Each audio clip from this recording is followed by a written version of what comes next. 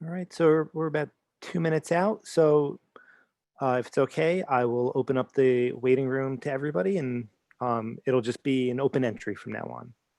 Mike and Tahina, did you see that Andrea Gatzke is waiting to be let in? I just let her in. Okay.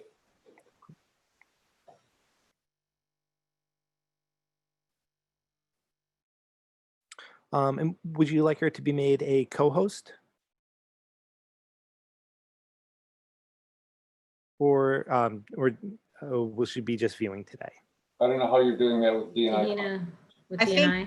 think DNI Council is listening. And again, they're people who can help to support folks if they need to process through the event. So that can be a private chat, right? So if I'm having a difficult time, Ken might type to me, would you like to, come offline and speak with me, or do you want me to talk with you? Sure. Yeah, so I'll set the chat then for participants to be able to chat with other participants privately. Mm-hmm. Okay.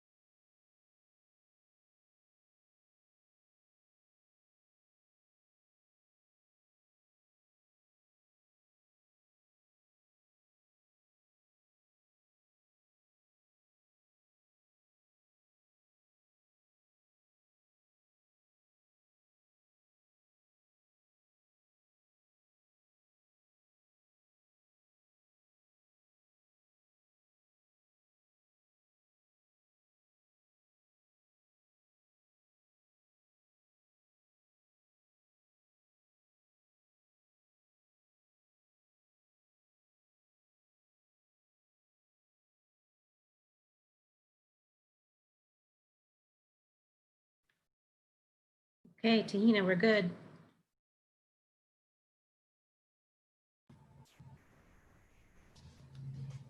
Okay. Hello, everyone. Welcome and thank you all for joining us this afternoon. I want to start off by asking everyone to observe a moment of silence for those who we've lost to the COVID pandemic, as well as to those we've lost to the brutality committed through racism and bias.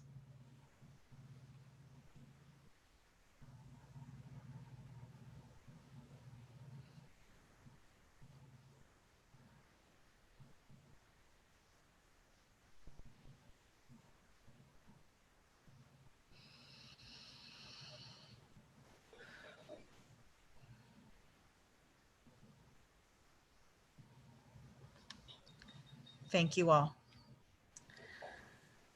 My name is Tahina Pacheco-Dunn, and I have the honor of serving as the college's Chief Diversity Officer. With me today are our President, Donald Christian. Hi, everyone.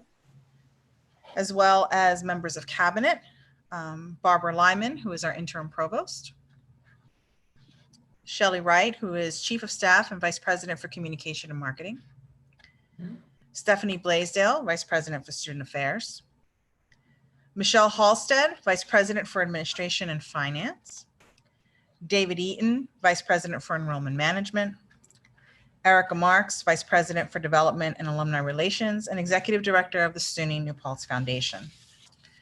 I'm also pleased to have with us Tasia Pink, Student Association President, recent graduate of the class of 2020, and she begins her graduate studies here in the fall. Also with us is Beth Vargas, Executive Director of International Studies. Thank you all for joining us today. We welcome alumni who may be with us today. We are grateful for your time and your commitment.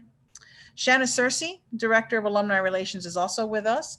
And Shanna, I'd ask if you would offer a few words regarding ongoing programming and planning for future events with alumni. Sure, Tahina, thank you so much. I just wanted to thank you for giving me a moment just to address our alumni community. We heard from several alumni that our messaging about today's session did not resonate in the way that we planned, and we heard that it was not inclusive of the alumni voice. And while not our intent, we now understand that impact. As we learn the best way to navigate these sessions in this very challenging virtual environment, at least for some of us, with limited capacity, our goal is to create spaces where many perspectives can be heard clearly to support our movement forward. This session will be one of several as we remain committed to a dialogue with you, and we seek partnership in making progress.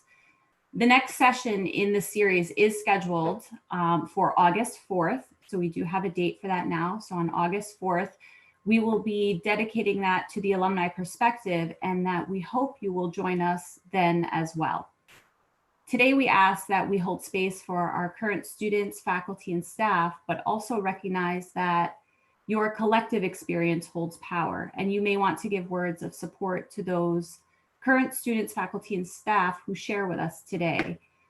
We hope you will do so in the chat, which I think Tahina is going to talk a little bit about in her next bullet. And we will continue to announce more sessions through the summer and the fall, and we welcome our alumni to participate. So thank you. Thank you so much, Shanna. Really appreciate you being with us and helping to send that message to our alumni. We're scheduled to be together today for an hour and 15 minutes in this, which is our second in a series of community conversations throughout the summer. Student leaders and cabinet continue to work together to plan this series of town halls, and we hope to continue to do so into the fall. Today's town hall is entitled Dismantling Racism, University Policing, and Campus Climate. A few points about participating in today's event. Please use the chat to raise your hand to ask a question or to offer a comment. Mike McInerney, who is providing technical support for us, thank you, Mike, will let us know the order of those who have raised their hand. If a question is being asked, President Christian may offer insights or answers, but may also invite others in the administration to respond or to add to the information. We want to be respectful of those who do not want to ask a question, but instead want to share an experience or offer a comment. We want to listen carefully. We want to hold space for those comments or experiences and offer appreciation for sharing with us rather than a response or a correction. Just a few ground rules so that we can keep our conversation moving and be inclusive of as many perspectives as possible. When you are called upon to speak, we ask that you offer your name and your relationship to the college so that we understand who's in the room with us, who's sharing this space. For example, your name and class year or your name and your department, if you are willing to share. Please speak from your own knowledge and experience. I ask us all to practice reflective listening, to be respectful of our fellow participants. We want to hear from as many people as possible. This is a rather large gathering. And so we'll ask that individuals who are participating try to keep comments or sharing to 2 to 3 minutes. And we will offer the opportunity to come back for more comments once we've heard from a lot of people, or at least invited a lot of voices into this space. And I want to point out that for some, this conversation can be healing, and for some, it can bring trauma. We encourage you to practice self-care, and if at any time you think you would like to process your own feelings or experience in this conversation, there are members of our Diversity and Inclusion Council present on the call. They would be happy to speak with you offline or do any follow-up after. Please know that you can reach out to members of the council for that as well. And with that, welcome you again, and we can start our program.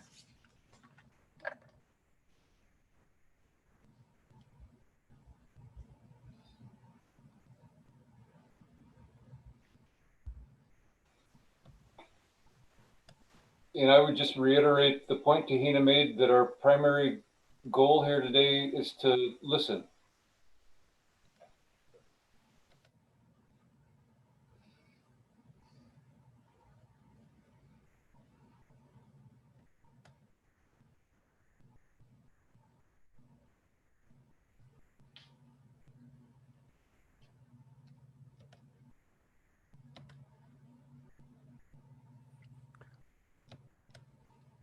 All right, we have Gowri would like to say something.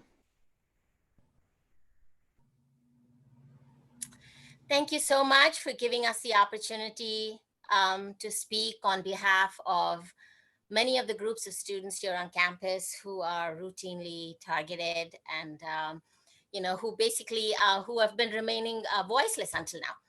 So given SUNY New Paltz's community members' accounts of harassment and prejudicial policing by both the University Police Department and the New Paltz Police Department, we want to mention in this forum that there's an ongoing campaign in the New Paltz community to redirect funding away from the New Paltz Police Department. Given tightening budgets, both at SUNY New Paltz and in the town and village of New Paltz, there's an opportunity to make the entire community safer by redirecting funds from both the UPD and the NPPD toward a more affordable, non-police emergency response entity that could respond both on and off campus. Countless communities across the country are now considering this viable, pragmatic option, the likes of which have already been operating successfully in some municipalities like Eugene, Oregon, for decades. Whether through the student government or through the administration, SUNY already helps to subsidize local services that benefit students, such as the New Paltz Loop Bus and the New Paltz Fire Department. By coordinating campaigns to defund police both on and off campus, we can achieve community safety in a manner that is both more just and more affordable, making surplus funds available for the things that make people's lives better, especially the lives of our students on campus. And there's one particular website that I'd like to sort of point everybody to. It's called www.npresponsibledbudget.org, where they have some wonderful data about what's going on community-wise in terms of how much money is being spent on police and how much can be saved and redirected to things that really matter to the lives of our community members. And I would say the same thing, the same kind of analysis should be done within SUNY New Paltz to really look at like what are the major sort of financial things that we do with the money that we have that is now directed towards the police, and how much better, what are some of the other ways that we could use that money for. Thank you so much. Thank you, Gowri, for sharing those perspectives.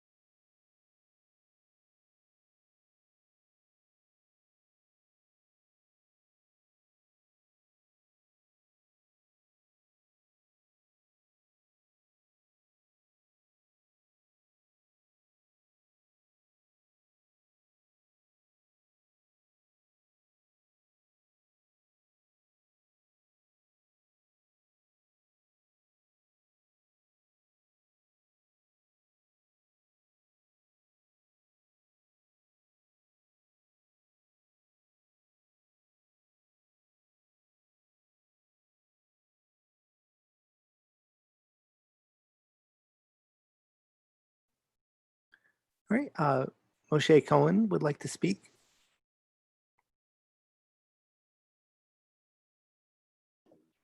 Hi, thank you for creating this space and bringing us together. It's nice to see so many people on here who care about this issue, both on the administration side and from the general community, students and faculty. My name is Moshe Cohen. I'm new faculty in the mathematics department. I went to SUNY Binghamton, so I understand a little bit of the student SUNY perspective. And I remember when I was a student, things coming up like that person's not well. I think I had a friend on my floor who had a mental health attack or something happened with him. And we were not sure how to deal with this situation, of course, being 18, 19 years old.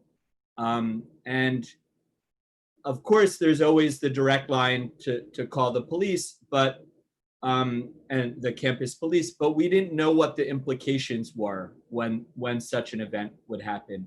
We didn't know if that would jeopardize, I don't know, various things that maybe he was on a scholarship and having his name tracked through the police system would notify something there. We didn't know what would happen to him if he would be sort of taken into police custody because of this mental episode. And as a result, a lot of us didn't feel like we had a place to reach out for help. And the situation escalated and got worse. And so I think a lot of the issues that are circulating in this are about transparency and having some kind of response team that had a transparent list of I don't know, of ramifications, of consequences, I think might make students feel more comfortable. And I think in many places in the country, students understand that people understand that those ramifications often put especially people of color at risk. And so having some kind of acknowledgement that if one needed to call the police, that the security of these people would be paramount. I think way back when I was a college student, that I would have felt a lot more comfortable reaching out. Thank you. Thank you, Moshe, for sharing that experience. It really points to a conversation that we have had, which is how to better prepare our entire community to respond to situations like that you've noted here. Vice President Blaisdell, anything you would like to add to that? There's an ask from the chat asking if panelists would be able to respond to Gowri's comments. It's wonderful that the space has been created to listen, so important that it seems like such an important moment to dialogue about the issues raised. So I know part of that was talking about UPD. So Stephanie, I don't know if there's something you want to touch on for that in responding to the earlier comment before Moshe.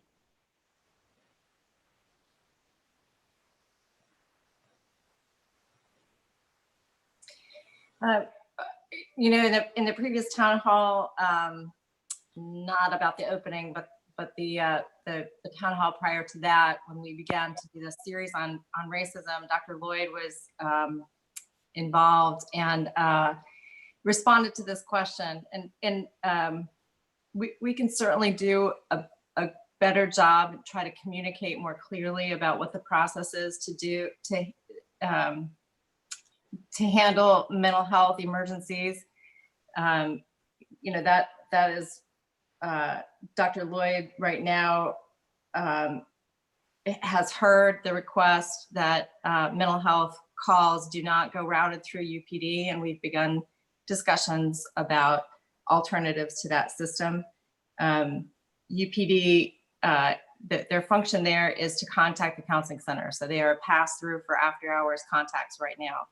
And we will certainly be looking at all of the suggestions that come in, all of the perspectives that are shared here tonight to talk about ways that we can improve and respond to what the community is calling for.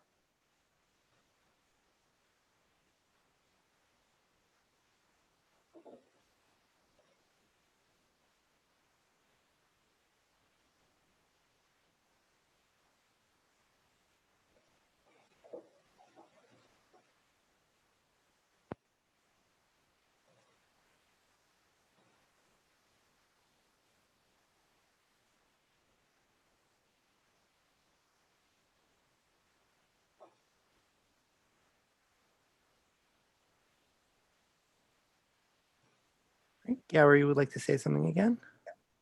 Sorry, I wanted to give others time, but since there is a little space here, I would like to sort of second what Moshe was saying. I remember last year, or maybe it was the year before, we had a chairs meeting with the provost, and they were talking about students in distress in particular. And chair after chair reaffirmed that students have a great deal of hesitation in calling police to address mental health issues, or especially when they are distressed, and especially students of color, because they do not know how the police would respond, and they are worried for their lives. And so this was something that I think uniformly chairs across the campus expressed, that they would never tell their students to call the cops if they were distressed. And we had a conversation about how else we might address it, but there's really no other alternative, because I think there are after hour times when counselors may not be available. And so there was this long discussion about, and then going back to defunding the police, I would say perhaps one of the ways that we should really sort of address this issue. And I sincerely hope that the administration takes up the sort of this challenge of really doing a financial analysis of how we use university police and how we might be able to use them better, and maybe involve personnel like social workers or mental health counselors to a greater degree to address many of the issues that so many students and faculty are having on campus. So this is again an invitation to really do a thorough analysis of how we use the police. And again, I want to reiterate that chairs express a great deal of reluctance in having their students call police when they are especially mentally distressed, or they are going through a drug issue and they don't want to involve the cops. I'll stop there. Thank you. We hear that. Thank you, Gowri. It really points to need for efforts to, if nothing else, rebuild trust. And this is something that we have heard from students and others as well. And we hear the call for evaluating how we allocate dollars. Certainly open to looking at that. I will say that I think a lot about this. I'm awake at night thinking about it, and sometimes I reflect also on what it would mean and what the possible consequences are of reducing funding for UPD. I hear that call. I will say that I think as I'm awake at night thinking about these things, I think about the things that we hope never happen on a college and university campus, but that we still have to be prepared for, and that UPD is typically the first responder in some of those situations, again, that we hope never happen on a college campus.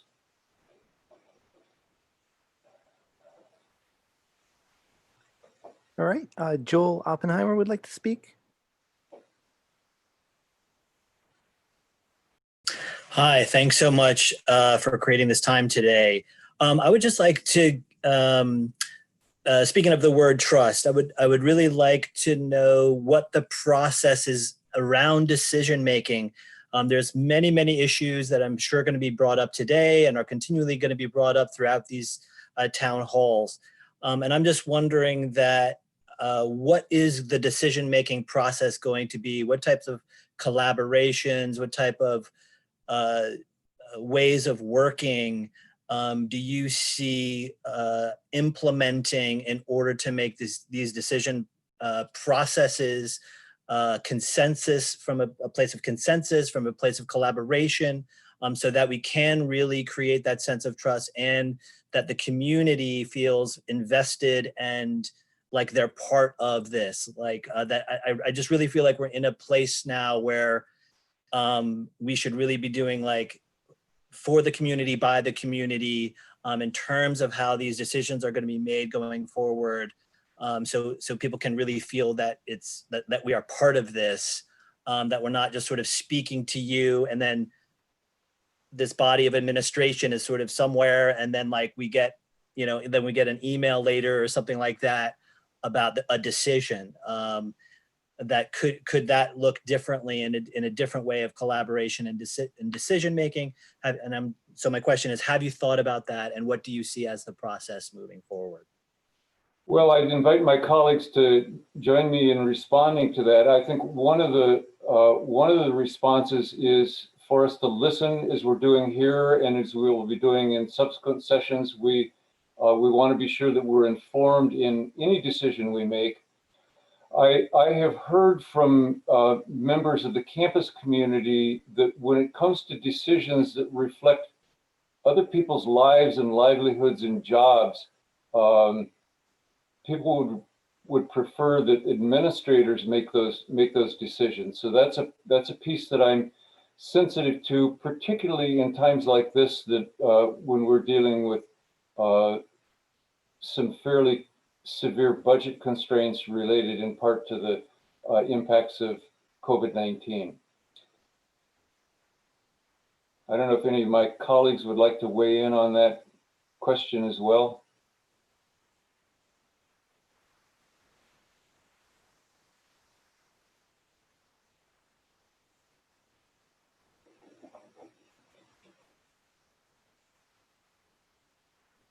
Okay.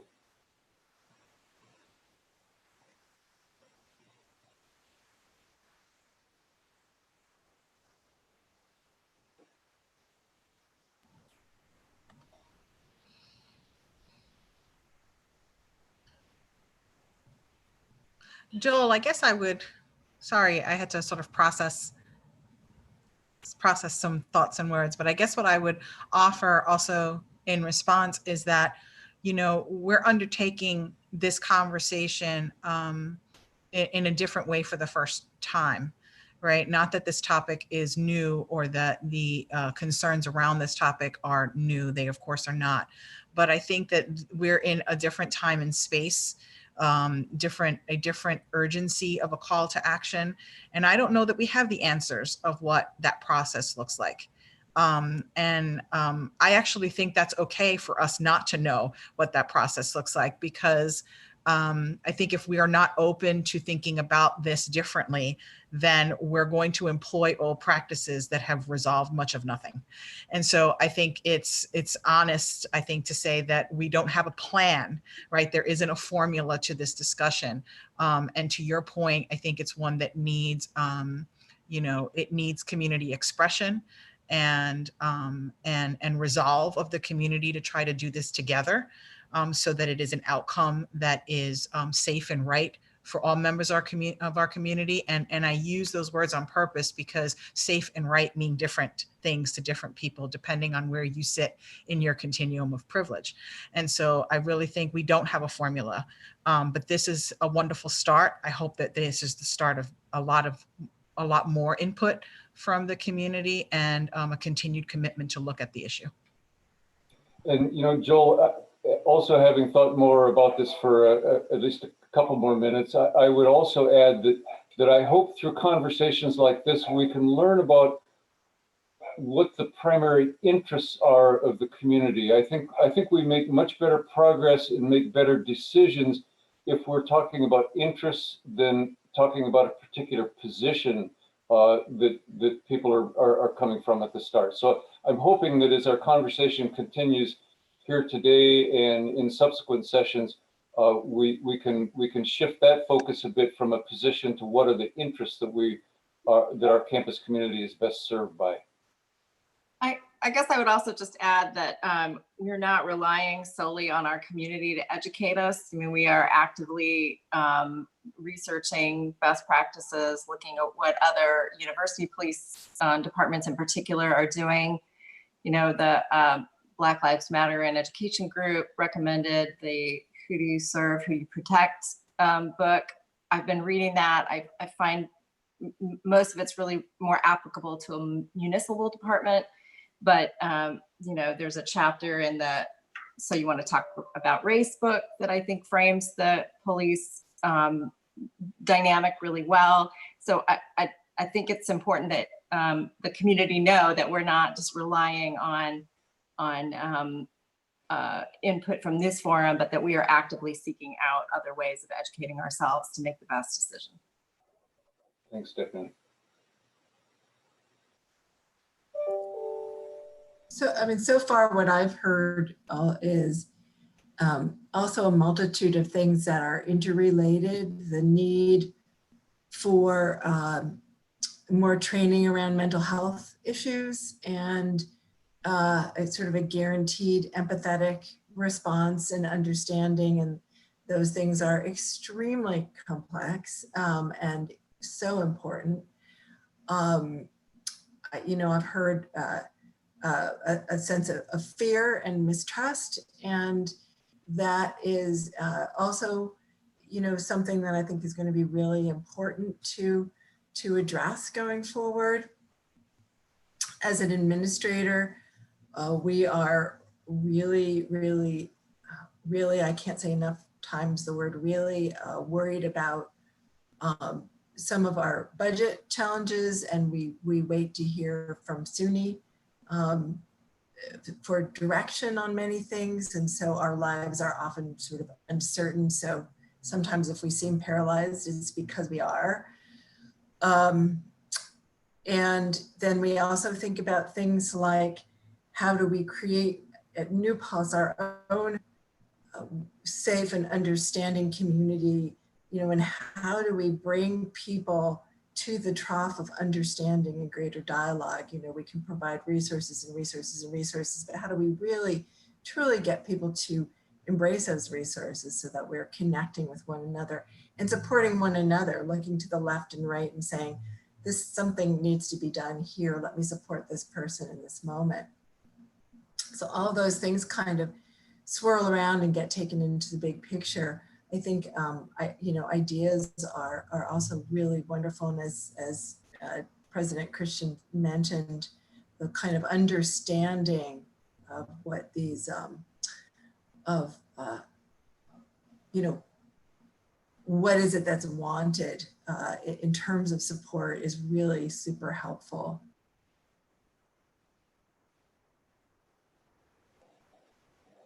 Thanks, Erica. Next, we'll go to Haley.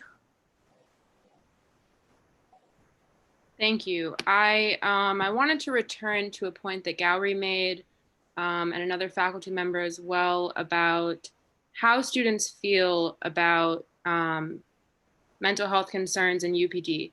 And I also just wanted to say that I think, you know, as Vice President Tahena mentioned before, that, you know, the meaning of the word safety on our campus is going to mean different things for different people.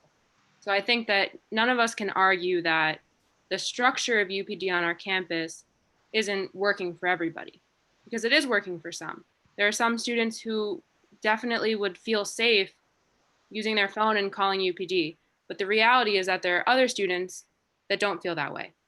And I think, you know, one thing that I really wanted to emphasize in how it relates to the defunding conversation and the reallocation of funds is that our current students, you know, specifically our Black students that might not feel comfortable calling UPD, they're going to try and find other ways to get that safety that they need and want.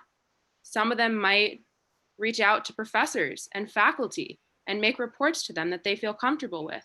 So the fact that when you look at the numbers and you look at the salaries for our professors and you look at the salaries for our UPD officers, and you see that like there's a lot of invisible labor that's going into that, where, you know, no one is arguing that UPD is not, you know, doing their role or doing their job or making the campus a safe campus. It's just, you know, when you take a step back and you think about the different students on our campus, you know, I think it would be helpful to have that conversation and to talk about like what's the work that's being done that might be invisible and might not be seen, and how can we kind of bring it to the forefront. Could part of that be the money conversation, or could there be another element to that conversation as well? That's valuable perspective, Haley. Thank you. And we recognize the invisible labor that many faculty are called on, particularly faculty of color. And I appreciate the perspective that you've shared on how that dynamic relates to the policing and mental health issues that we're talking about here. I think Vice President Blaisdell did you want to? I don't know whether it would be helpful at all to talk about the civil service process, and you know, I don't know whether it would be helpful to comment on any of that at all.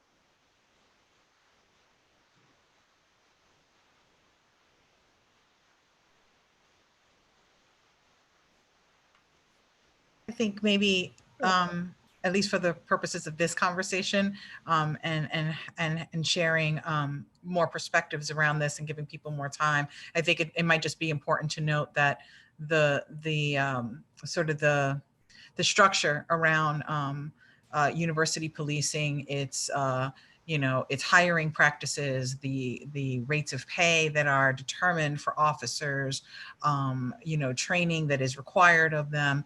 You know, this is all within a larger system of how civil service manages that work, because it is part of the civil service system.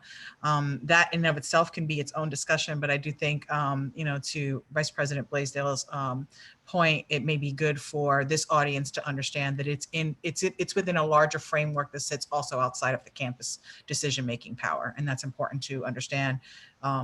Just to know as we talk about this and plan about what could be possible resolutions. Thank you.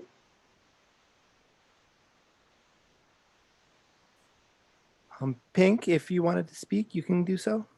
Yeah, thank you, Mike. So, you know, I think it's student perspective and all is super important. And we're talking about how students of color, and particularly Black students, because you can't really, we're talking about a Black Lives Matter movement, and Black students are the least represented on our campus and probably like the most in danger, I guess is the best way to say it. But I mean, to go to question, this is a question for Stephanie Blaisdell and along with Shelley Wright, is what are the implications of the Executive Order 203? Our university police department is an accredited university police department. And so what does that mean for our campus in taking this executive order that has come down from the governor?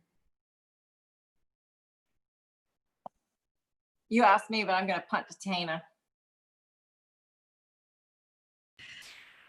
So it is part, I mean, it is a sworn police force under New York State. And so this executive order does speak to them, but it did not have the specificity because there is a separate component to the way UPD functions within the state system. So as we understand it, these are conversations that SUNY is undertaking with the state to find out how does that executive order translate to university policing, because it is a slightly different branch of policing in the state. And we are awaiting guidance and perspectives on how they are going to be looking at this systemically from throughout the system.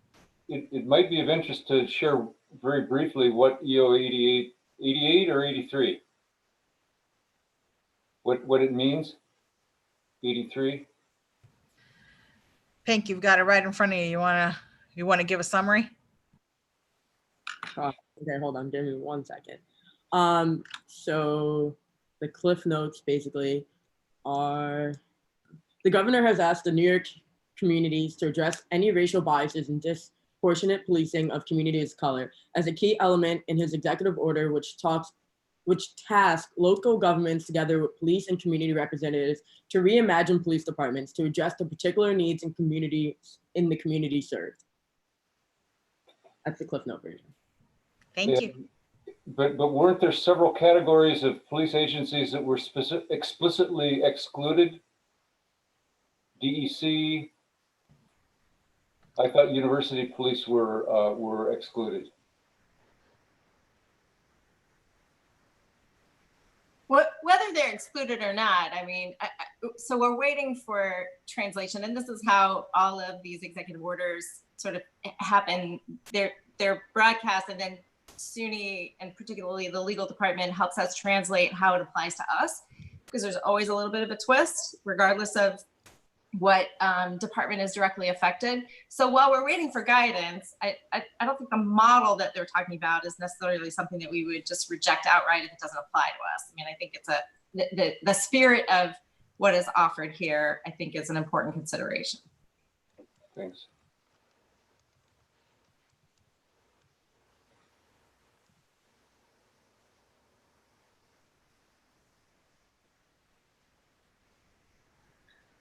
I think that we're talking about community policing, whether it be here or in the town of New Paltz or in Kingston, because it's a necessary conversation. It's a conversation that has to take place. It's a conversation that has to lead to some changes in practices and some changes in attitudes and some changes in culture. And that's why we're here tonight. Thanks, David.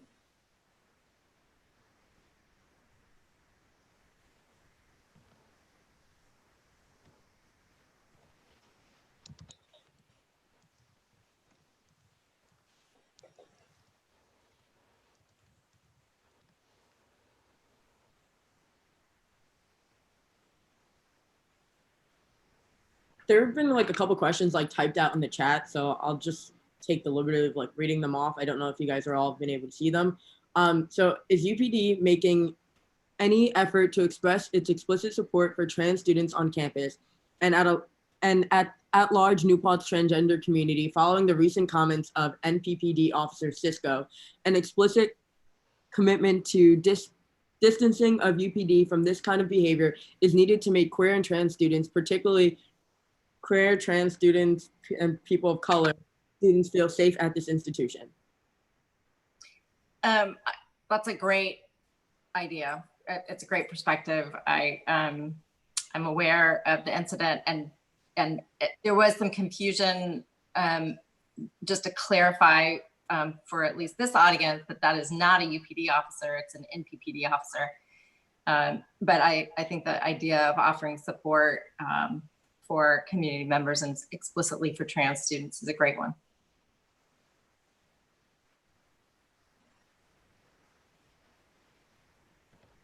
I'll call to Anthony Dandridge. Peace, family. I don't need to know you to love you. Fall of 2018, there were some discussions that went on campus. Oh, I'm sorry, real quick. My name is Anthony Dandridge. I'm in the Department of Black Studies. I'm also a member of Black Lives Matter at School and the Black Lives Matter at New Paltz Coalition. Matter of fact, last night in a meeting that we had, we actually wanted to get an answer as it relates to the different ways in which Order 203 may apply to university police. I thank Pink for bringing that up. Thank you very much. First thing I want to let everybody know, I'm not anti-police, all right? And we also need to understand when we start speaking about Black Lives Matter have rarely been anti-police, rarely, right? But at the end of the day, I'm pro-truth, pro-justice, and pro-equity. As a matter of fact, my video is not up because there's something wrong with my computer and I don't want to log out and log back in. So just let everybody know what's going on. All right? We were having discussions about removing some of the names on campus in the fall of 2018. And at a meeting in which we had College Council there, some students were responding. One of the students had got, I would actually say justifiably passionate and transgressed some of the rules that were established at that particular meeting. As a result, there was a university officer that was there in that context who walked up to the student, put his hand on that student, and escorted that student out. At that particular time, I was upset for a variety of different reasons, and not just upset at the role in which that officer played, right? But then upset just really at everybody in the room, and including myself, because I wanted to be there for that student in that particular moment. So I also hold myself accountable to, as well, right? But not, let's say, equally accountable as others in the room, right? So I thought that it might have been important for us to, as we go forward, to use some type of, let's say, judicious implementation or maybe a reassessment of the ways in which we use university police at particular meetings on campus, right? Why was there an armed police officer needed to be in that space at that time anyway, right?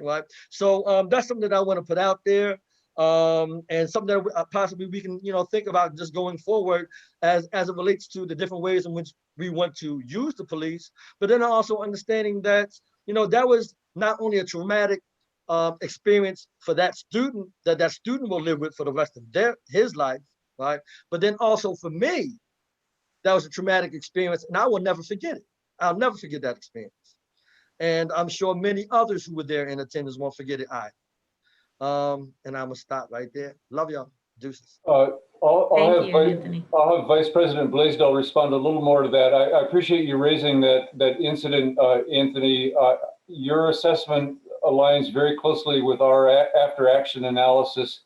And we would certainly do things differently in a future setting. Others may wish to weigh in on that as well. Yeah, I think that says it all. We learn from our mistakes, and that was not a UPD mistake. That was an administrative mistake to put them in that position. We have really been intentional about not having armed or unarmed. We haven't had police in the room. When a topic is going to be controversial, we need to be mindful of what can happen, but we've done a better job of just ensuring that the first responders, the first people who are going to interact with someone who interacts in such a way that that we need to intervene is not a police officer. And so when we have said publicly in emails to the campus community that we were going to reassess ways in which UPD is utilized, that's really an administrative action. And so that's on us, and we hear you. Thanks, Stephanie.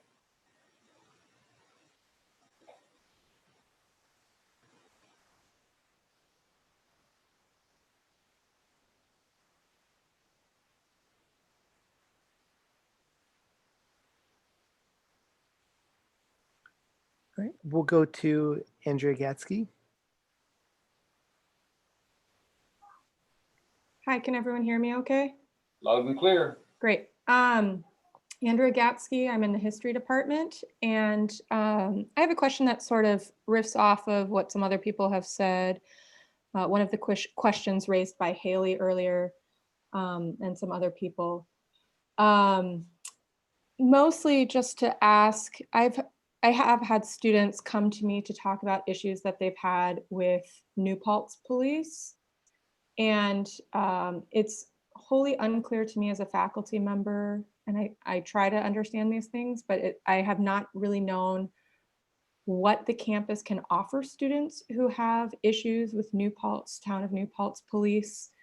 I think there should be a very clear place for them to go, and a clear place and a place that will actually advocate that for them with the New Paltz police, not just a place for them to come and unload, but a place where they can go and get help to deal with these conflicts they're having with New Paltz police. And of course, this should apply to university police as well.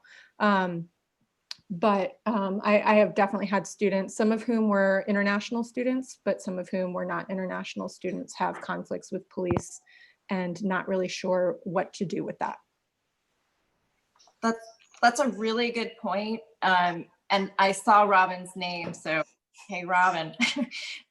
We heard some feedback from the Student Association and RHSA when we met with them earlier on in the year. And they brought a concern that we want to be really clear with students about what the process is for them to get help with, sorry, my dog's gonna bark, get help with different issues. And so we are making that as part of the student handbook. We're trying to outline, you know, where, if you have an academic issue, what's the chain of command? Where do you take a complaint there? If you have an issue with UPD, you know, what's the complaint process there? I had not thought to include a process for issues like NPPD. I know that we, you know, share some things about how to get help with landlords and things like that. So maybe that's something that we can, and I think Meg Patterson's on the call too. So maybe that's something that we can add to the commuter student information in particular, but let's add it to the student handbook sort of outline of where to go for help with those issues. Thanks, Andrea. I think that's a really important issue, and I think it's one that we can make headway on. We have good working relationships between the campus and the community, and I'm optimistic that that's something that we could address well. It might be worth mentioning, Don, I don't know if you want to say anything about town hall. I mean, not town hall, town gown. Yeah, we have a monthly meeting. We call it the Town Gown Group, and it's as far as I know, it's met for decades. Certainly, all of my time here, and it's a monthly gathering of campus representatives that include myself, the VP for Communication, Chief of Staff Shelley Wright, Stephanie Blaisdell, VP for Student Affairs. Typically, a representative from the Student Association is involved. It includes the mayor, the town supervisor, the rescue squad, typically the school superintendent, the CEO of the Chamber of Commerce. And the chiefs of university police and New Paltz police. Yes, and we get together to discuss issues before they become problems, to figure out ways that we can support and reinforce each other's work, identify areas for cooperation, and that would be at least a broad background where we could raise an issue like this.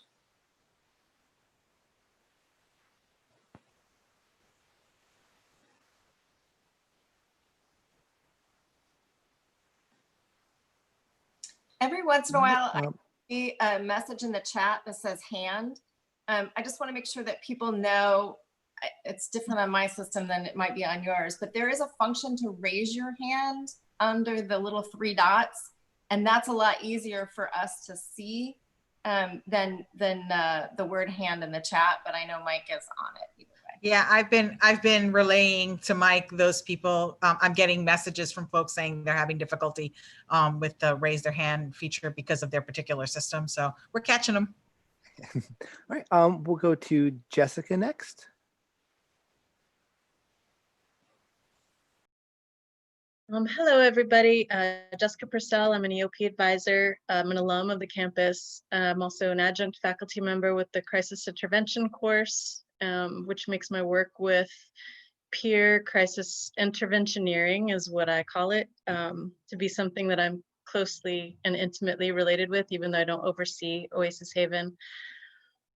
And I'm on the Diversity and Inclusion Council. So I'm a little bit reluctant because I feel in some ways in that role, I'm here to listen, but I have some pretty deep concerns as we move forward into the fall semester about our students. And I mean all of our students, but also my students through the EOP program, because for the majority of our students, coming to campus is the best and only option for them, given what's going on with the pandemic. They don't have the luxury and privilege of situations where they might be able to stay at home, and their home situations are frequently, even when it comes to the issues of the pandemic, they don't have the same sorts of resources to be safe and healthy there that they might on campus. What I have seen in all of the information that we've been giving out and that we've been providing to students for the rules and regulations around being back on campus in the fall is that there's a lot of them. There's a lot of rules. And whether it's a pandemic or just normal everyday functioning on campus, students aren't always as good at following the rules as maybe they could be. Realistically, most adults aren't very good at following the rules. So I don't think that that's anything to say about the students themselves. It's just there's a lot. There's a lot of rules and regulations coming up that are new even than our older rules and regulations, which at times are difficult to adhere to. My concern when it comes to policing and to how those rules are enforced are very, I have a lot of concern. So in what ways are campus police going to be involved in enforcing this sort of large volume of new rules and regulations as we bring students back to campus in the fall? And what avenues for advocacy will students have if they honestly just haven't had a chance to read through all of the information yet? It's a lot. And so that's one of, I have a few concerns, but those are for other forums. But moving forward into what we're going to be doing this fall, I'm very concerned about our students having an increased of interaction with campus police, potentially, given that there's more rules for them to follow. Yeah, Jessica, I share your concern, and we've been talking about how we can limit UPD's role in enforcing our public health policies this fall. I also, we've been trying to be really clear about what's required, and I also hear it's a lot. You know, I think right now students are trying to figure out if their classes are online or in person, and you know, the housing deposit deadline coming up. If I may, just to be clear, there, when it comes down to it, our rules are quarantine for 7 days before you come to campus. New students, we're going to try to restrict a little bit once they come to campus for 7 days, because they'll be doing orientation 2 and welcome week kind of activities. So we're going to try to hold them a little bit on campus. They do the health screening, and they're going to get a daily email to remind them. The health screening starts 2 weeks before they come onto campus. Then when they come onto campus, it's much like where they behave everywhere else. It's a mask and it's social distancing. And in addition to that, we're hoping that they get the message that we want them to wash their hands. All of us should be washing our hands and not touching our face. So that's really what the rule. Yeah. And I can just add, Stephanie, too, that I've been approving signage, and there will be lots of signage all over the place to remind them of those basic guidelines. So, yeah, it still probably feels like a lot to process, and we are also looking at ways to help, you know, EOP advisors talk to EOP students, coaches talk to athletes, our student leaders talk to their constituents. And we have two subgroups that are specifically working on how to help students make sure that they're following that rule, those rules.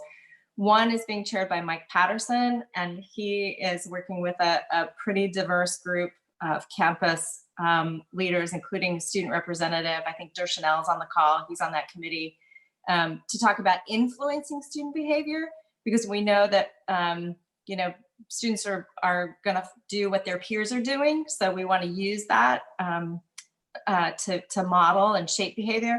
And then Robin Cohen-Laval, our Assistant Vice President for Student Affairs and Dean of Students, is working on the back half of that, also with a large group of campus representatives. I think Mark Colson is on the call. He's in that group, amongst many others, and they're looking at the enforcement piece. And the enforcement piece is, sort of a last resort to keep our community safe. But the faculty who are teaching in-person classes really want to know, what are my parameters? Like, how do if a student walks into my class without a mask on, what do I do? So that group is really working on helping faculty develop a statement to put in their syllabi, to outline, what's the process to report an issue with a student who's being non-compliant. We're going to have a phone number, 257 mask, that gives you a little automated thing if you've got a student that you're concerned about, if you've got a staff or faculty member you're concerned about, or if you have a visitor that you're concerned about. And really our guidelines for intervening with students is going to be, providing you with the script. Here are some ways that you can very gently confront a student who you're seeing is not complying with our public health policy. And that's going to be a community change, because I think as a community, we've gotten pretty used to calling UPD when things aren't as they should be. And so we're asking the community to take back that responsibility and have that gentle persuasion conversation themselves, and then call on staff and faculty to back them up if that doesn't do the trick, and then finally a judicial piece. But the decision tree of like what to do is really reserving UPD intervention for visitors on campus who might not be complying with our requests, and that could be community members, a contractor, something like that. And UPD is really going to approach that in the same way that New Paltz Police is approaching it, and that is to have a bunch of masks with them and to approach somebody to say, hey, our campus requires that you wear a mask when you're within 6 feet of somebody. Would you like one? So we're really talking about a more educative outreach process than any kind of enforcement process. And that's what you're seeing in the community, hopefully, right now. So that's going to be our approach. But those two subgroups are really working on how do we make sure that students can't possibly miss these messages, and our best chances at really shaping their behavior. I mean, this is going to be a heavy lift. It's against all of our human nature to stay 6 feet away from somebody and to wear a mask at all times. And then when you look at the developmental needs of what's essentially late adolescents, I mean, these are people who really, I mean, if you watch a group of young people, 18, 19 years old, they're touchy. They need that physical contact, right? I mean, that's just who they are to a large degree. Of course, there's individual differences there, but we want to really acknowledge that this goes against their nature as human beings. And we want to be sensitive to that while trying to shape their behavior to keep our community safe. And if I could just add to that, we had our town gown meeting in July already. And to Stephanie's point, the chief of New Paltz Police was very clear about they're not intending to hand out fines or summonses or anything like that, that they really are taking an educational approach. And actually, the chief, Rob Lucchese, is on Robin's committee on enforcing behavior. We're making that connection there. Yeah. And is it Mike Corpusario? He's the UPD rep on that committee. And I'll just add, we're going to try something a little different this fall. We know that students don't necessarily read emails or like emails as a source of information. So we're going to be augmenting that with a texting service that, you know, we will put everyone in it, but then you'll have the ability to opt out, but it's going to be called NP Forward. And it will be, if you really want information related to, you know, the reopening, the coronavirus precautions that we're taking, any announcements related to that, that's going to be a tool that we're going to use. So, and that will be going live this summer, and we'll be practicing, you know, testing it out, but it'll be another way for us to reach students about key information that's happening. And, you know, I would just add, Jessica, that support for our students, and especially our most vulnerable students, has been a big factor in all of our discussion, both during the spring semester and as we look forward to how to plan for the fall. And it's one of the reasons that we wanted to create opportunities to bring students back to campus, because we know that many of our most vulnerable students will be more successful here, where they have colleagues and mentors and advisors, and frankly, for many, more stable learning situations. But we also have to recognize that we're walking a tightrope here, and it's a tightrope that's different than the comparisons that we've seen with campuses that institute tobacco-free, smoke-free policies, where you can rely on an educational process that can play out over months and months and months throughout an academic year, with minimal health consequences. And we don't have that luxury. This is one that we have to be more stringent on than I think any of us are fully comfortable with. But the risks of a resurgence of the pandemic serve no one well, and so that's the tightrope that we're walking there.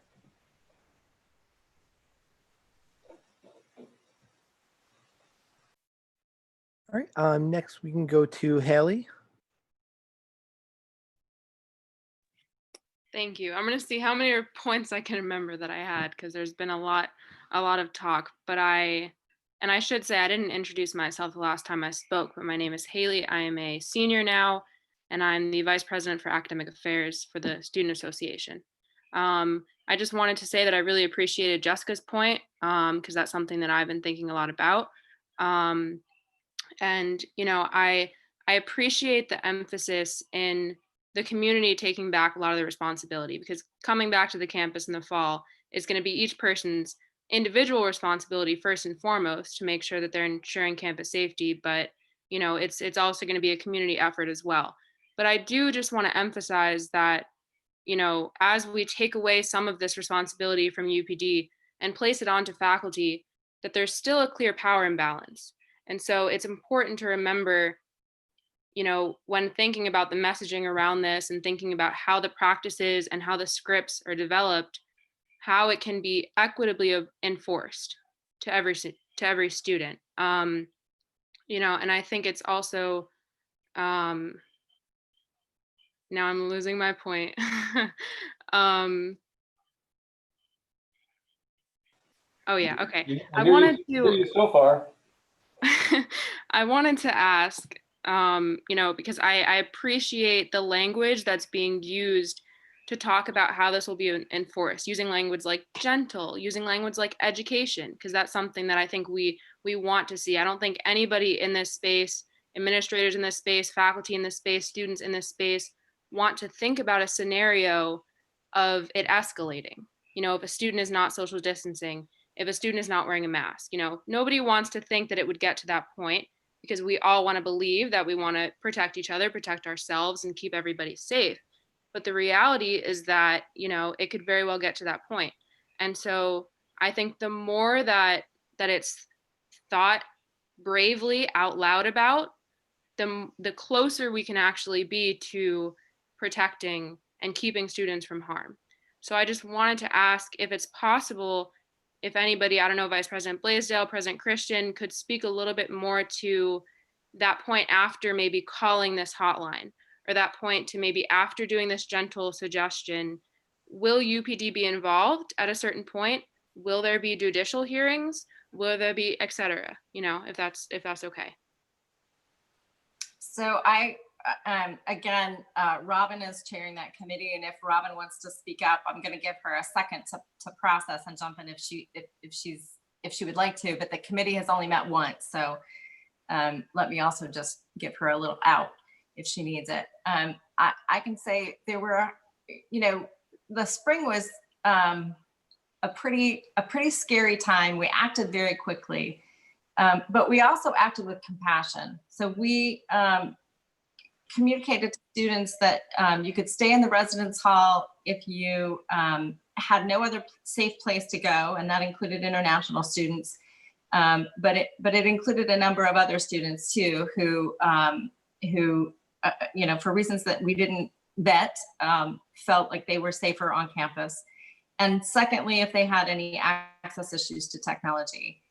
We had 175 students, give or take, on any given day on campus after spring break. We did send a couple of students home after repeated and flagrant violations of our safety protocol. So we are, again, sort of balancing the compassion with, ultimately we have to protect our community, because we couldn't jeopardize the opportunity for the 173 other students to maintain their safety in those conditions. So that's sort of how we were managing that in the spring. You know, we do intend to ultimately enforce our policies, because we would much rather influence behavior.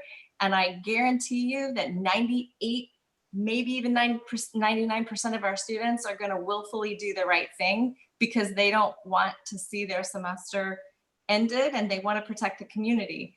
You know, just human nature. We're going to have a couple people, hopefully just a couple, who might not feel as inclined to follow our public health policy.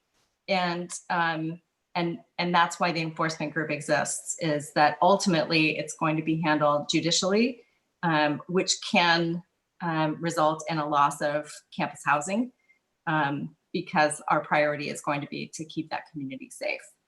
Robin, did you want to add anything? Oh, I don't know. Robin can unmute herself. She can't, but you should be able to unmute her. Yeah, I don't know how to do that. Mike, can you help me?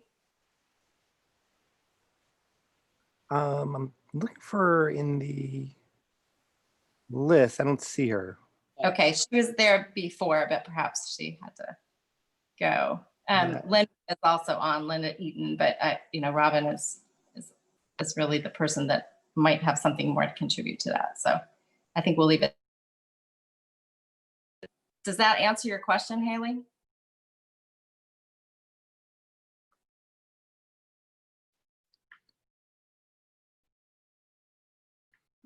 All right. So I guess we'll go next to Nancy Campos.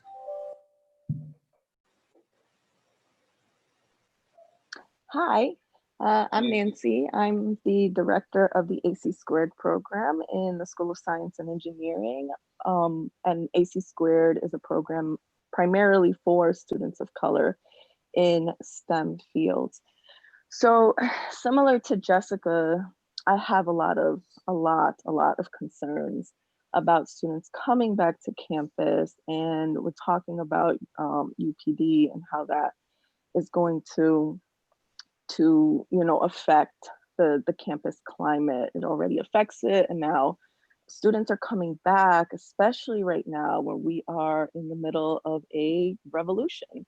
And a lot of the students are coming back ready to ask us, the college, to respond to a lot of the things that they have been dealing with. And you know, the way that the college also, in a lot of ways, and higher ed in general, perpetuates racism. And I'm wondering about that. You know, I'm really concerned about that in relation also to COVID-19, where we know that, you know, reopening the campus means that there is a level of risk for everybody who's going to be on campus. We also know that colleges tend to mirror the larger society just in a smaller way. And we know what's going on outside of campuses right now, right, in the general society, and how that specifically is disproportionately affecting people of color. And, you know, the way also that social distancing, masks, all of that has also perpetuated racism. So the fact that there's been more people of color affected by the virus, I think also is a reason why certain people are responding a certain way. And then, you know, people purposely doing certain things. And, you know, I've experienced that around the Hudson Valley, where I've been out with my husband and my not even 2-year-old, and people have purposely come close to us without wearing masks or anything like that. And I take that very personally as a Latina woman who knows what this is doing to my community. So when students come back to campus, there's going to be that racial tension as well, because of everything else that's going on. So I'm wondering how exactly if we are ready to deal with that, and how, you know, how will that be dealt with? Because a lot of the times too, what I find from talking with my students is that, you know, this idea that like we're quick to call UPD, I don't know anyone who's quick to call UPD. And I think part of that is because as a Latina woman who works primarily with students of color, we're not quick to call UPD. And I wonder also about that, this idea that we're quick to call UPD. Who is quick to call UPD, and who do we have to make sure now isn't going to be quick to do that in certain instances on campus? And then how often too, when students are reporting who's not following certain protocols and all of that, you know, how will that be dealt with? And then how will those students be supported? Because specifically for my students, and I sent them a survey, one of the things, you know, yes, they want to come back, but they want to make sure that they're also safe. They want to make sure, you know, that other people are following all of these rules. And a lot of them don't feel that that's going to happen if they're living in dorms with other people that they cannot necessarily trust, because there were already so many issues going on in the dorms. And so this idea of policing isn't just about UPD, it's about, you know, policing people. Now we have to do that, right? Now we have to police in a different way, checking to make sure people are doing certain things. And so I have a lot of concern about that. I have no question, but hopefully, you know, you can at least respond to my comments, and anyone else can jump in on that also, because I do see this being a real concern that is going to come up as soon as we have a whole group of students coming in. You know, yes, they're excited about being back on campus, but we cannot, you know, they don't all of a sudden just stop being who they are outside of campus once they reach campus. So. Wow. Thank you for sharing that perspective, Nancy. And I'm sorry to hear about the experiences that you and your family have had in the community. They reflect obviously some of the ugliness about the way different Americans are responding to the COVID-19 crisis. You've identified a key challenge that we're all wrestling hard with, how to manage in the right way. Before we move on to a few more hands that are still pending to be called on, tied to this most recent comment from Nancy is a question that Kate raised. Are we working on as a campus on addressing the overuse of UPD for racially exploitive non-emergency calls?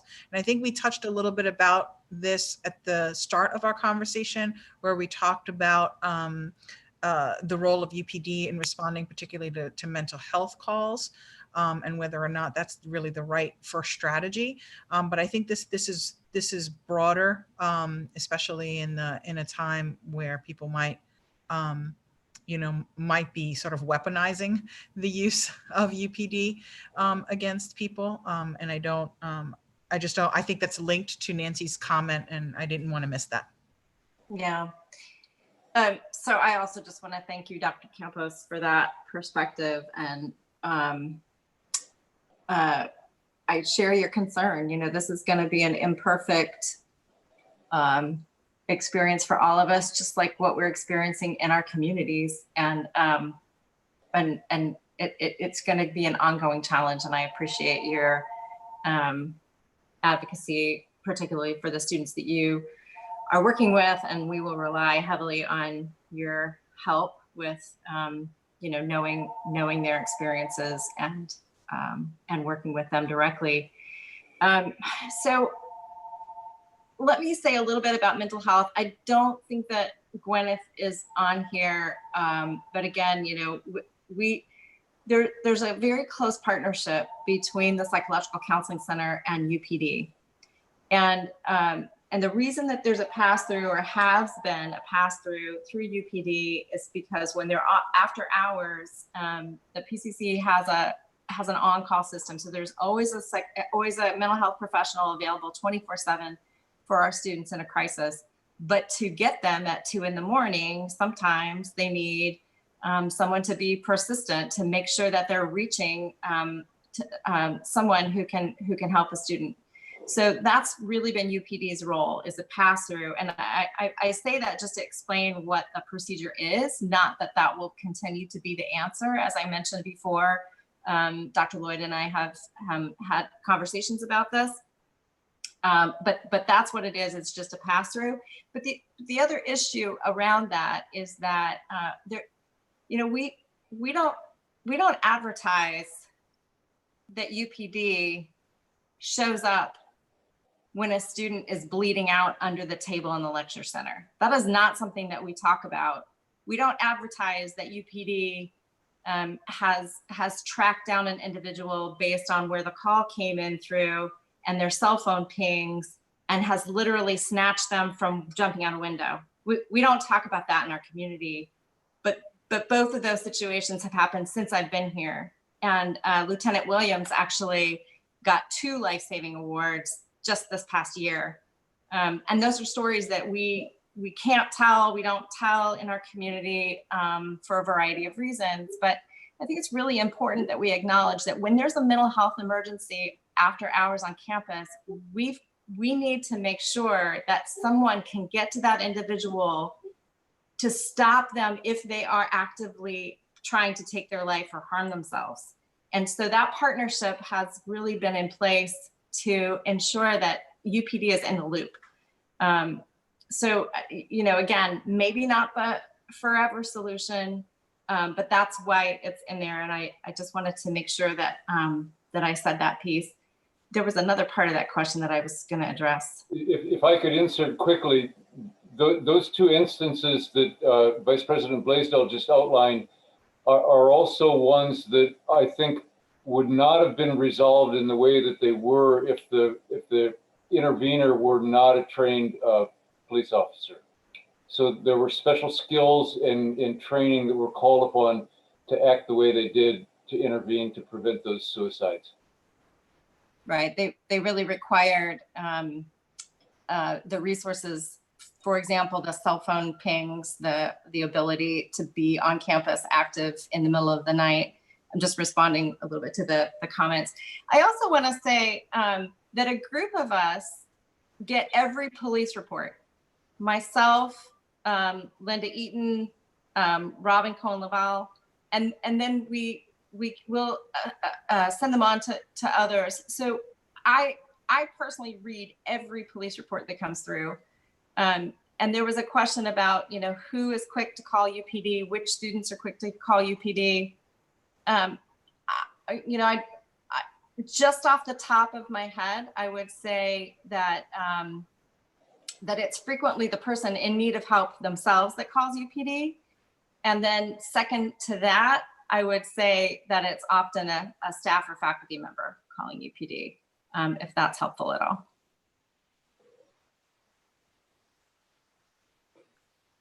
All right. So next we'll go to Carolyn Corrado. Can you all hear me? Yes, loud and clear. Okay, great. So hi, everybody. I'm Carolyn Corrado. I'm a lecturer in the sociology department. And, throughout the summer, like many of you, I've been a part of some different groups, including, along with Anthony Dandridge and many others, Black Lives Matter at School and Black Lives Matter at New Paltz Coalition. And, I think what a lot of learning I've been doing has been about the history of issues around race and racial bias on campus, including those by the police and those not by the police. And, I think getting a chance to listen to alumni and realizing the long history that exists, and it's not unique to New Paltz by any, stretch of the imagination. But in hearing folks talk about it, I think, we're in a moment right now that feels very different. It feels very revolutionary. It feels very fresh and raw for everybody, I would say. But it's not news and it's not new, right? I think that we understand that communities of color have been fighting for justice for, decades, for centuries. So the question I have for the administrative body here today is to just maybe address how, you would characterize what's different, if anything, about your actions as an administrative body now. So I think one thing, I'll just to sort of give you a little context on this question is to say, I think a lot of people have said, look, we've had town halls before, we've seen listening tours before. And so these strategies, while they can be very helpful and while they can provide a lot of perspective from community members, maybe there's things happening behind the scenes, I'm wondering, that might make some of your, some of the actions, some things we don't know about yet that may be to come, or some things that you're doing behind the scenes that might give those of us at the New Paltz community some sense of maybe what's different about now that addresses the difference of now, right? The fact that things are so raw, that things are so, moving so quickly right now. And is there something different that's happening, right, among the administrators, or are you kind of calling on tried and true methods? Maybe you can just address a little bit about if there's anything different that you're doing sort of as a group or individually to kind of give us a little perspective there. Carolyn, go ahead, Tina. Sorry. I got excited because she's talking about the stuff that we're doing, and I'm like, I want to talk about the stuff that we're doing. We had a message that went out, Carolyn. I can't remember the date. Shelley, you might have to refresh my memory. And it was a dense message, admittedly so. It was a very dense message. But the intent of the message was to help communicate some of the pieces that are already moving, or some of the pieces that have been moving with some momentum before we've reached this moment. So just quickly, a few things. I think that there has been, we recognize, it's not a conversation we've shied away from, that we do not have the representation of faculty of color and Black faculty in particular on our campus in terms of representing the demographic of our state and the people that we serve. And we know that is a challenge. And we have not rested on the pipeline argument. We've done work. We've done work to try to get there and move the needle. We had 18 searches this past semester, and a third of them are faculty of color that are going to be joining our community. We're really excited. They are really excited. I've contact with many of them already. And that was intentional. That wasn't passive advertisement. Hi, we think we're great. Why don't you come join us? This was connecting with individuals whose values are resonating with our values as an institution, and doing the active recruitment that you would want to do to bring individuals like that to our campus, who are going to help us in this work now and will carry the future of our values for the institution. So that's some of what we're doing, and that continues to be our work. We have had implicit bias training specifically for search committees, for example, that has never before in the history of the college been required as something to do when getting involved in a search committee. And so search committee members, as well as search committee chairs, participate in training before they serve on these committees. And I can tell you the number of people that wrote to me after that process, after undertaking that process, who you know, really just openly admitted, I just wasn't thinking like that. I didn't realize that that's how I was functioning in the world. I'm going to be so much more careful about the way that I think about applicants and people that we're inviting to join our community. I was heartened by that. There was a moment of, you know, this is wonderful. People are paying attention. They're not just looking at the video and moving on, but they're really taking some of these practices to heart. And I had a lot of people contact me during the search process to say, can I just talk through some things with you? Because I now have a new vocabulary and a new consciousness, and I'm trying to figure out how to navigate that in my work and in my obligation to do the recruitment. So those are some of the pieces. I mean, the email goes into a little more detail, and I'm happy to talk more about some of the other work that's going on, as you mentioned, in the background. And I mean, there are others certainly of my colleagues that can add to that. I would add, Carolyn, that we recognize that this is a searing, pivotal moment for our country in addressing all of these issues. And it's an opportunity for our campus to be a leader, building on what have been perhaps best intentions that were not acted on with the sense of urgency that all of us feel now. As Tahina has pointed out, we have a number of initiatives that have been underway this past year, building on some of the things that we've identified. Mandatory training for all employees in cultural awareness. We're hearing the voice of students about curricular change. I've shared with students that in my years as an administrator, I've always abided by the principle that the curriculum is the primary purview of the faculty. And I think that the student momentum there will hopefully encourage faculty to take on some of these curricular issues that we strongly endorse. So it feels like we have more members and constituents of the community mobilized and interested in moving these initiatives along.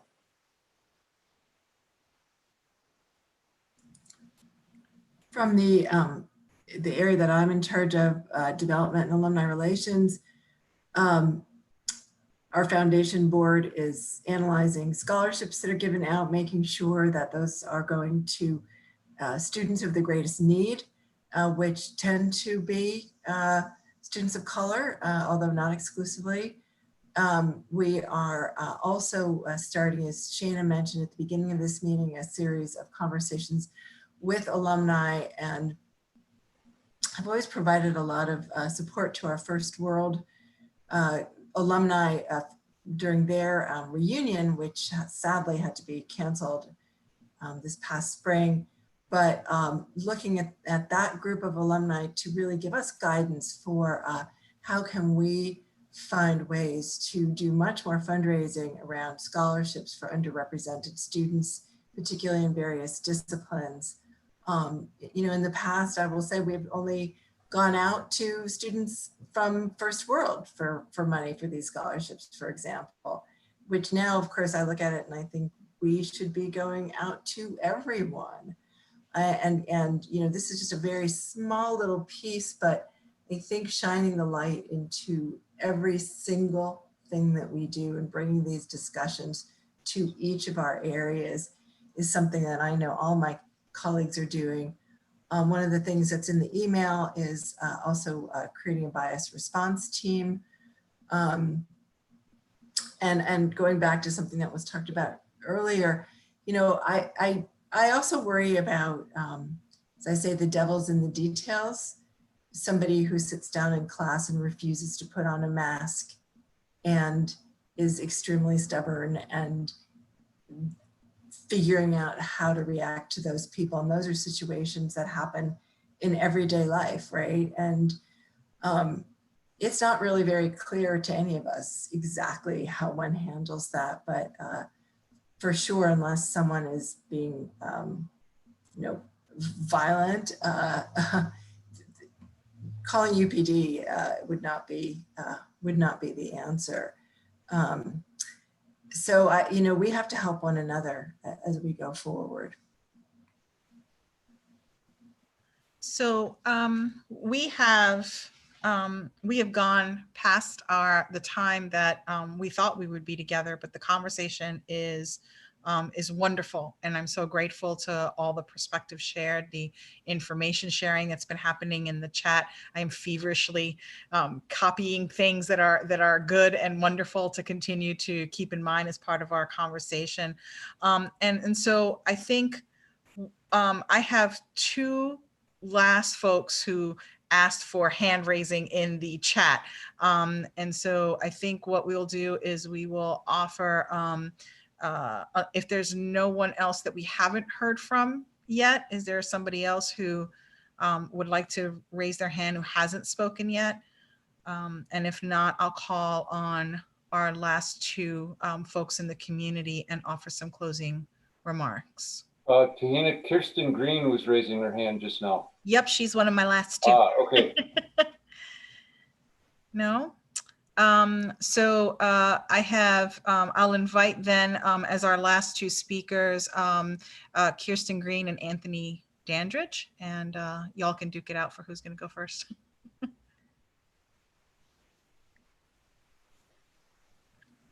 I got an unmute button. There you go. All right, I have a question, so I'll be quick. I want to circle back to a number of things that people have raised. Jessica, Nancy, Moshe, to name a few, and related to really our daily work, what we do as an educational institution. So I feel like related to what we're talking about is how intertwined policing and education have always been. And certainly for many decades, both in the ways that we're talking about through university police right now, but also through the educational experiences that students engage in spaces of schooling every day. The dominant narrative in schools, starting in preschool or earlier, as I learned with my son this year, is that cops are there to protect and serve. But as we know, the reality is very different, and most especially for our Black and brown students. So my question has to do with what we're planning to do as an institution of higher education to examine and revise our curriculum, our programming, and our pedagogical approaches, so that we not only talk about divesting from the police and policy, but actually embody it in our practice through our teaching and learning experiences at the institution itself. Many faculty members, myself included, have much to unlearn what we've been taught about the overlap between policing, technological surveillance, and education, and I'll leave it at that. I'll weigh in on this. I think this is a seminal moment in time for us to take a close look at our diversity diversity requirement, which went into effect for the first time this fall, which is now it is required of everybody, transfer students and incoming first-year students, to take a diversity course. We have not, I don't think that we've developed that curriculum as effectively as we could. I think that there are a number of courses that satisfy that requirement that are, in my mind, questionable. And I think that this is a great time for the faculty to sit down and take a look at what courses we're going to develop that actually address contemporary racism in American society in ways that are going to benefit all the students who graduate from this institution, and really enrich the curriculum to the extent that it meets the desired outcome that was put into place when the faculty passed that particular requirement. And I would chime in very quickly that Vice President Eaton's comments there are precisely what I was referring to when I alluded to my respect for faculty having primary purview over the curriculum, us supporting those changes. We've heard very clearly from students that that they see a need for a much more explicit treatment in the curriculum of the history and legacy of race, racism, white supremacy, racial inequity in America, and how that plays out in contemporary society. I think you've heard here the strong endorsement of the administration for that kind of curricular change, and we stand ready to support faculty in moving those initiatives along.